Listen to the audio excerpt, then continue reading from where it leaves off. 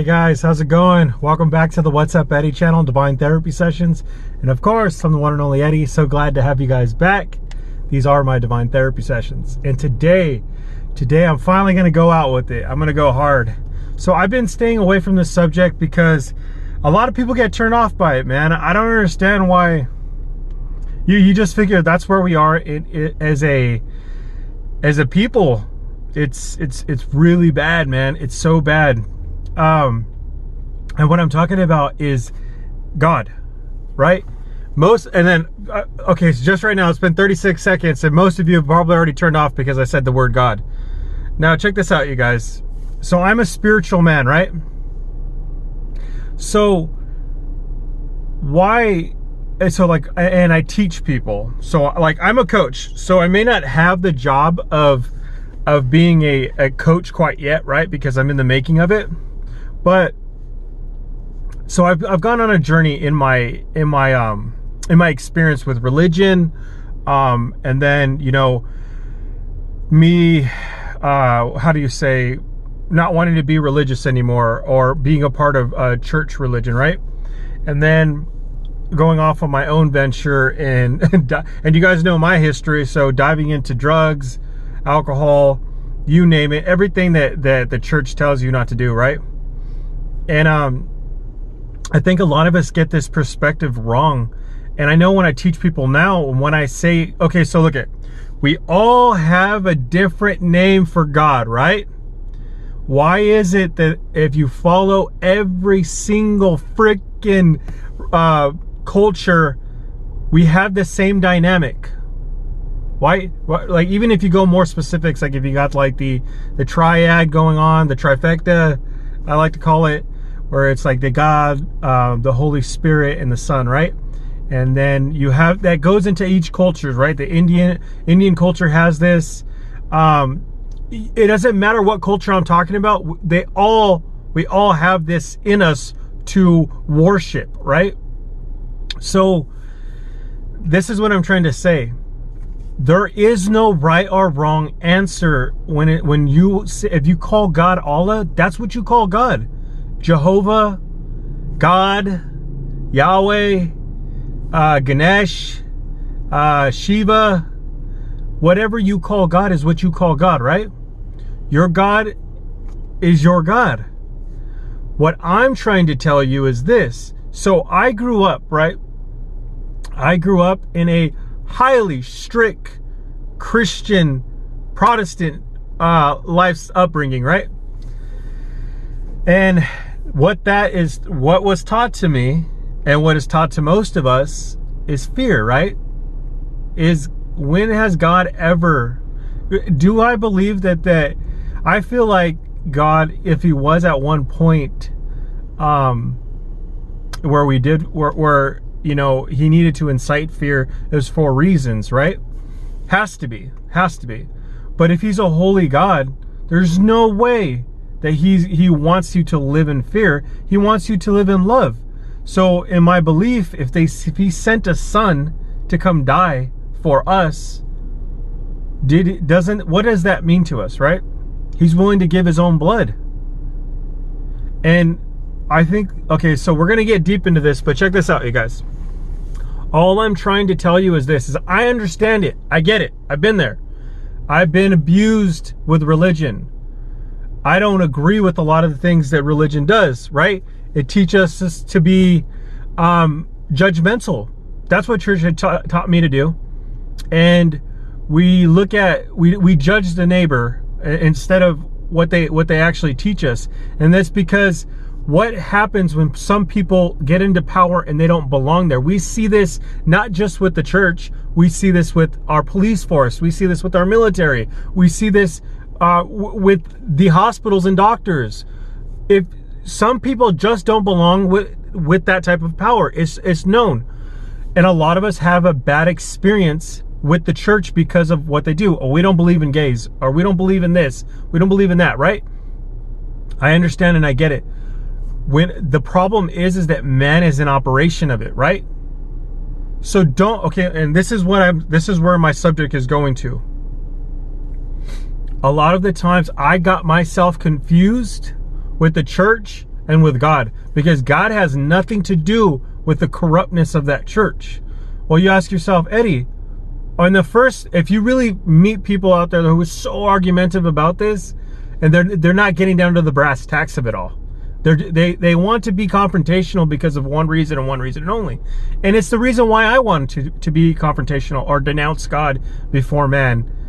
And you have to look at the deep issues and what it is inside of you that's keeping you away from it. And the reason why I bring up this subject is because I come across so many people that get offended by the word God now, or it's become such an unpopular topic. Isn't that freaking interesting? How can we have gotten to the place in society where we can actually worship rappers? We can worship the devil. I've seen people talk about the devil in nice ways as opposed to talking about God. Why is that? Well, think about it, you guys. What is always the common denominator of the concepts that the devil teaches? Make a deal with the devil, and the devil's going to give you what you want, right? But the devil's in the details as well, right? And the story always ends the same way. He either wants to kill you, lie, cheat, steal you, denounce you. He even does this before God. So if we've come into a society where we think that shit is normal, and we can't believe in something that's holier and higher, like a higher power, wow, man, have we been corrupted, and we've been cheated. We've been cheated, you guys. That's the freaking news right there, man. And look, and the same thing happened to me, right? I got a bad, ugly taste in my mouth with God because of religion. Religion got nothing to do with it. And then, so I thought I was clever by diving into spirituality, right? Spirituality, God and religion, spirituality is all through it. And so when God's asking you to be a righteous and holy man or woman, he asks a lot from you, right? How hard is it to believe in something that you can't see? I say all the time that all these subjects are not separate. They're all interconnected. There's just, you've been only told a certain amount of the story, and then there's another part of it, right? There's the metaphysical part of it. There's the mystic. There's the higher stuff, right? There's the religion part only gives you so much. And then now when I get to the spiritual side of it, spirituality, it's filling in a lot of the markers that I didn't understand before, right? Now, it just depends on where you're at. And if God hasn't woken you up, he hasn't woken you up. That's as simple as that. But don't get your spirituality confused with saying stuff like, well, I don't believe in God, I believe in source. I don't believe in source, I believe in God. I don't believe in God or source, I believe in Allah. Those are traps. They're traps made for you and I to get away from the one thing and one thing only, you guys. You and I are interconnected. We are connected in a system that we can't really see. You can definitely feel it. It's the same as the freaking air, man. We can feel it. You can sometimes taste it, but it's something you can't see. And they say that 90% of the shit that's in front of us is deceptive anyways.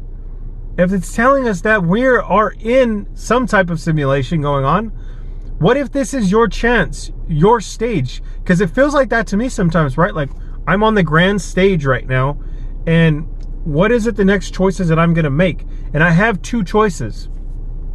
I can go with how I was taught before, which was I was taught to be a freaking gremlin, man. I was taught to be, that's why I did the things that I did. I'm not the only person in my family. And I'm not even talking about my immediate family. I'm talking about ancestors hundreds and hundreds of years before me. Why are we still dealing with the same problems? Why? Because we got away from God. That's as simple as that. And we keep trying to make excuses as to why we don't want to follow God or denounce him. Well, I'm telling you this, you guys. You have to know, if you ask yourself a question in your freaking heart, ask. Feel it.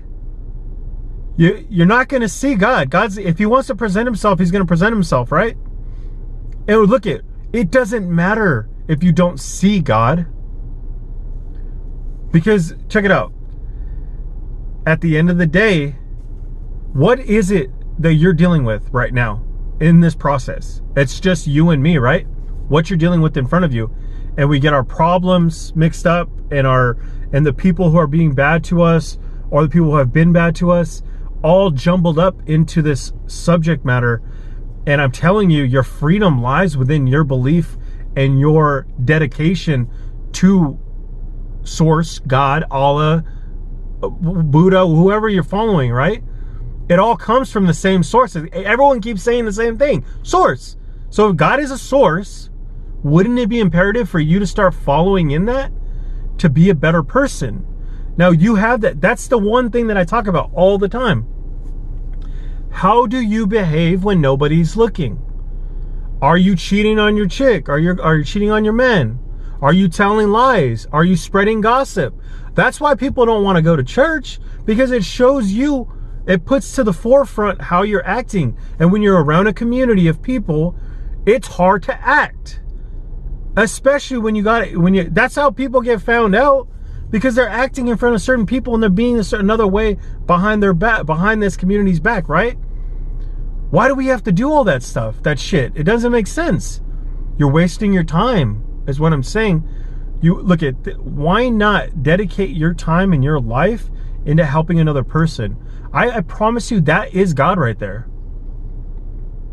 Instead of worrying selfishly about yourself and how you're going to come up. And I'm telling you guys, your freedom, your finances are tied up in that one freaking concept. It is not about you. It's about us as a collective, the whole. Whoever this impervious or I don't know, imperial freaking control is over us, you could feel it, the oppression. We all feel it, right? It's like a melting pot, and we feel it culturally, we feel it financially. There's like this unseen set, and no one's talking about it, and it jumbles the lines, you guys. We need to connect as a community. We need to connect as people, not your freaking color, not your race, your creeds, any of that shit. As people, where are we? The things that we do as people, I just don't understand it. Why we walk by the homeless and we're like, oh wow, I feel bad for them. And then it's like, okay, well stop and buy them a freaking banana, because you really don't care. You did that for yourself, not for that person. And then we walk around like that all day. I'm not saying we're all bad, right? We have good stuff to us, but I'm just trying to get the attention on that don't make excuses. Stop making excuses as to why you don't have a relationship with God. I'm telling you right now, my spirituality has opened up my relationship with God. He talks to me. He's in my life. He changes me, but he also, being in a relationship with the holy entity, is going to ask a lot of you. Is going to ask you shit that you don't want to do. But to be a righteous man or woman is really freaking hard, especially like all of us being in this place where evil has been running rampant for so long and you've been tricked. It's hard to change. I'm telling you, I know. Why is it that we get this? And it's in our television. It's in our phones. It's so easy access to pornography, easy access to in our television. It's light forms of pornography. And then you have your advertisements all day, subliminal messages telling you it's okay to drink, telling you that the lifestyle of drugs and alcohol are for the high-end people. Like, think about it. And you watch that every night before you go to bed or during the day, depending on what you're doing, right? And you have this idea that you want to get to, and it's a pipe dream. You guys, you can't take the money with you. You can't take the clothes with you. It's a freaking pipe dream. That's what I'm trying to tell you guys. The money don't matter. The power don't matter. You're already powerful without it. That's the beautiful part about it, you guys. The good news is this. God made you. You are already holy. You're already perfect. No matter what you look like or how you feel about yourself, You already have that essence in you because God put it there. God put us in our image. It's not just Jesus. It's all of us. Why do you think that they're trying to help you and call to you? Why do you always have that urge? I know I have it. That urge that I need to get something done. I feel it like there's something more out there, because there is. And it has nothing to do with the 9 to 5. It has nothing to do with being better than your next man. Those concepts are made to separate us. It's time to come together. How do we come together as a people? Well, it starts with the individual. It is going to start with you. You got to be selfish at first. You have to get better. You have to get the crud that of years and years and even thousands of years before you, because your ancestors have done this to you as well, your bloodline. What you have to do is you have to get better as a people. It first starts with yourself. You got to clear away the nasty stuff that you're doing. There's a criteria. And when you have a spiritual awakening and you start following what God's word is, you realize that it's going to be difficult because everything on this platform teaches the opposite. But I promise you this, you guys, your life gets better. Anyone who knows me knows how I was living before, knows where I got to. If a man was willing to kill himself, eventually got to a point where I was just wanting to kill myself, but I was doing it slowly with the bottle, right? I was homeless. I had all this stuff. I had all the earthly stuff that I thought that was going to make me feel better, did not make me feel better at the end of the day. And I'm telling you and warning you ahead of time, that's where you'll go. And if you don't get there, why waste the 80? Some of us don't live to 80. My brother died at 20 something, 23 or 24. If my brother died at 24, he didn't even have a full life. Why? He got robbed from him because he was doing things that he wasn't supposed to be doing. That's what happened. It almost happened to me. And that's what they teach us. Do you want to go down that path? But for the instant gratification portions of this, robbed of his life. I almost got robbed of mine. You know what I'm saying? It's like, we have to get to a point where we have to you have a decision to make.